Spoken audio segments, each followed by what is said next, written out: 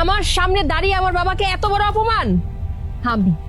আমিও দেখে নেব তোমরা দুই বুড়া বুড়ি এই বাড়িতে কি করে থাক। মোড়ল সাহেব বাড়িতে আছেন? মোড়ল সাহেব, আরে ও মোড়ল সাহেব। কে? আমি শামসু ঘটক। ও আচ্ছা, আসো। মানিলা, একটা চেয়ার নিয়ে আসো তো।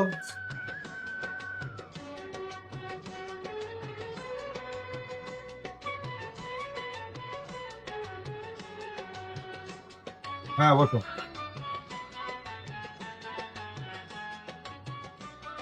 বাবা আরো কিছু লাগবে? তুমি একটু চা নাস্তার ব্যবস্থা করো। আচ্ছা। আই সব বল।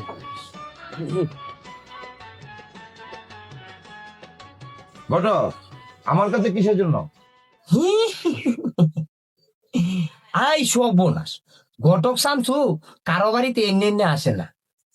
মানে? মানে আপনার মাইয়া লাগে এখন পাত্র আনলাম। তা পাত্র কি করে? পাত্রের বাড়ি কোথায়? সংসারে কে কে আছে? আই সব বোনাস। পাত্রের বাড়ি ওই মধুপুর। আর ছেলে কি না করে?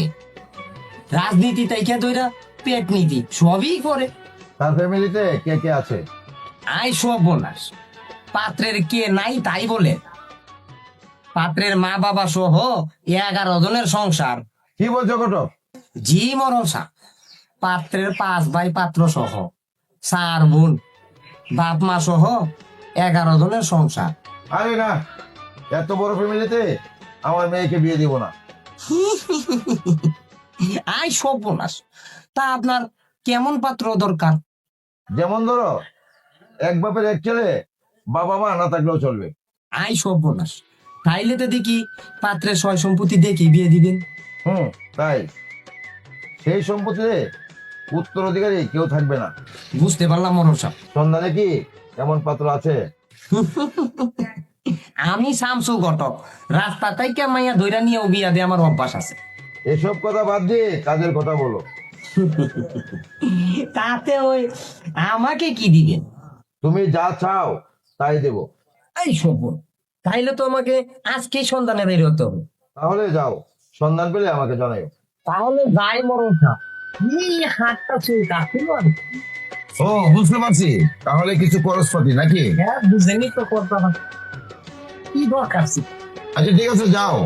ভালো তো পাত্র।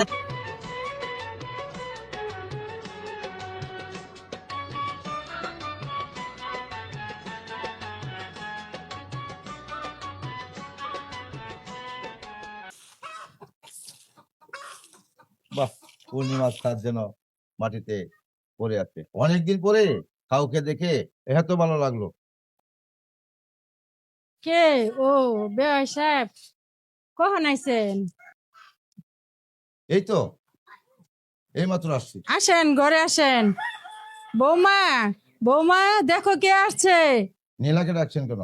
চলুন ওখানে বসে সুখে দুঃখে দুটা কথা বলি। কি বলছেন বেয়াই? সত্যি বেআইন, আপনাকে দেখে আমি একদম মুগ্ধ হয়ে গেলাম। মানে?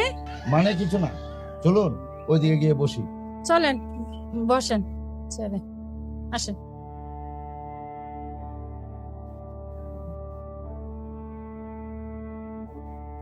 বাবাই, আপনি বসেন, বৌমারে ডাক্কা লই আই। এত তাড়াহুড়া করছেন কেন? চেয়ারে বসেন, দু চারটা কথা বলি, তারপর নীলাকে ডাকুন। কি কথা বেয়াই সাহেব? দেখুন বিয়ান, এই প্রথম কাউকে দেখে এত ভালো লাগলো। কি বলছেন বেয়াই? আমি কিন্তু আপনার মেয়ের শাশুড়ি। আরে, তার জন্য তো আরো সুবিধা হয়েছে। মেয়েকে দেখার নাম করে প্রতিদিন আপনাকে দেখে যাব। ছি, আপনি এত খারাপ? আরে খারাপের কি হলো? আপনার আমার এই কথা দুনিয়ার কেউ জানবে না। ছাড়েন, ছাড়েন, হাত ছাড়েন। সুমনের বাপ, চিৎকার করে এই মধুর সময়টা নষ্ট করবেন না। সুমনের বাপ।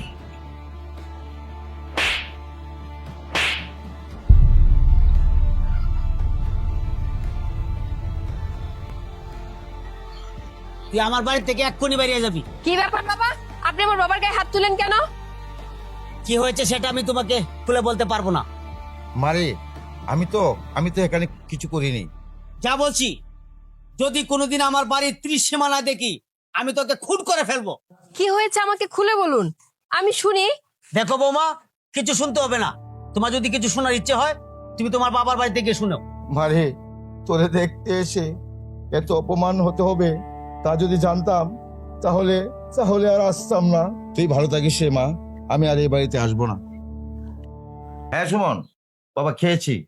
তবে মুরগিটা তো রান্না করেছিলি মা, একদম তোর মায়ের হাতের রান্নার মতো। বৌমা, বৌমা, ওই যে তোমার বাবা আসছে, শোনো, যদি কিছু চায় কিচ্ছু কিন্তু দিবা না। হ্যাঁ আসেন।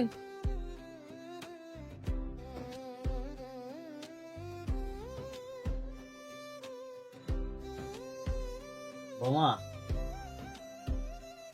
তোমার শাশুড়ির শরীরটা খুব বেশি ভালো না।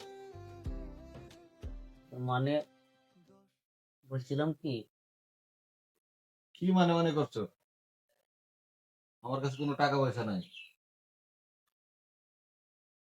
আরে বাবা, টাকা পয়সা লেগে আসেনি। তাহলে কিসের জন্য আসছো? এই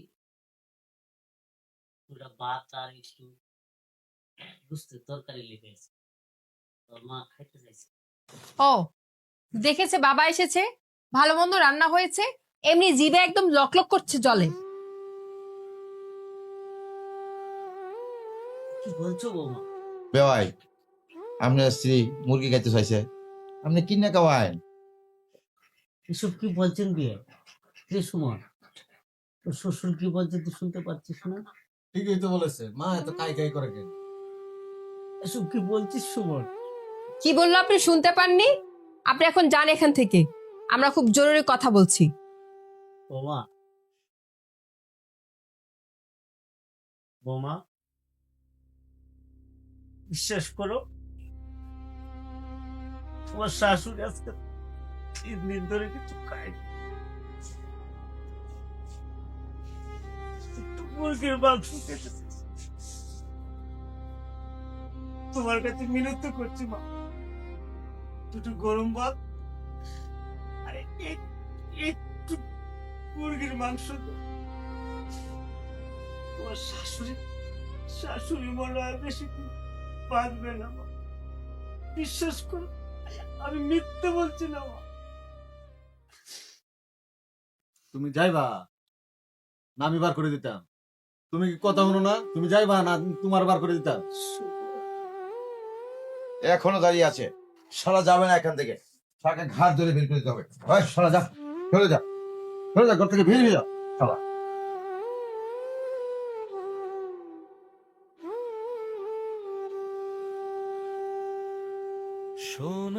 ঠিক করেছো বাবা, একদম উচিত শিক্ষা দিয়েছো। তুইও আমার যোগ্য সন্তানের মতো কাজ করেছিস।